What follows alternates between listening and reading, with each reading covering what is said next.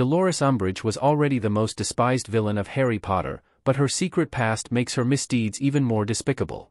Little was said about the Hogwarts High Inquisitor's past in the Harry Potter books or movies, though she mentioned a few tidbits about her supposed family history. Umbridge prided herself on her pure blood and believed that it was this and her own hard work that qualified her to lead the wizarding world. Of course, many of those who claimed to have pure blood in Harry Potter didn't, but Umbridge took this to a different level.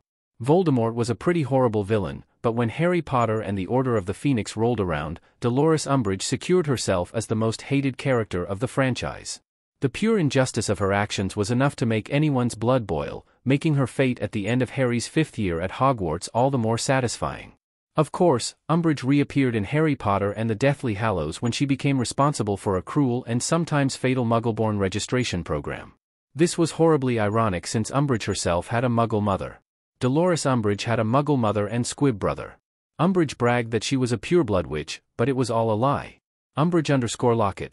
It was never mentioned in Harry Potter since Umbridge ensured the information was kept secret, but the ambitious witch was born to a Muggle mother.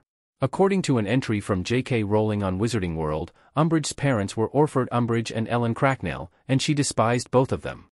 Her mother she hated for the obvious reasons. Ellen's status as a Muggle was deeply embarrassing for Umbridge, who was sorted into Slytherin when she attended Hogwarts. She hated Orford for marrying a Muggle, to begin with, and for his lack of ambition. To make matters worse, Orford and Ellen's second child was a boy with no magical ability. The squib, a non-magical child born to magical parents in the world of Harry Potter, was an embarrassment to both Orford and Dolores, who blamed Ellen for his poor status. The shame caused the family to split down the middle. Ellen and her son disappeared into the Muggle world, and Umbridge never spoke of or saw either of them again. If someone in the wizarding world was unlucky enough to discover Umbridge's secret, they were quickly dealt with. Umbridge's pure blood lie is even worse than Lord Voldemort's. Many Slytherins lied about their blood status, but Umbridge was even more despicable.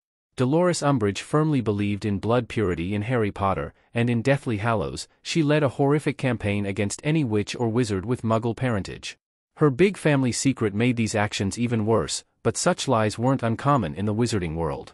By the events of Harry Potter, there were very few pureblood families left. The wizarding community would have died out if they hadn't begun to marry and have children with Muggles. Still, this didn't stop people like Voldemort from ignoring their Muggle bloodlines. Voldemort's entire campaign revolved around blood purity, and he promised his followers that he would force Muggles into a place of subservience. Of course, the Dark Lord pretended to be pure blood himself, as was only fitting for the supposed champion of wizard kind. Still, Umbridge took this to a different level. Umbridge didn't target Muggles, her goal was to torment Muggleborns, falsely imprisoning them for supposedly lying about their status. All the while, that's precisely what she was doing. It's unparalleled hypocrisy.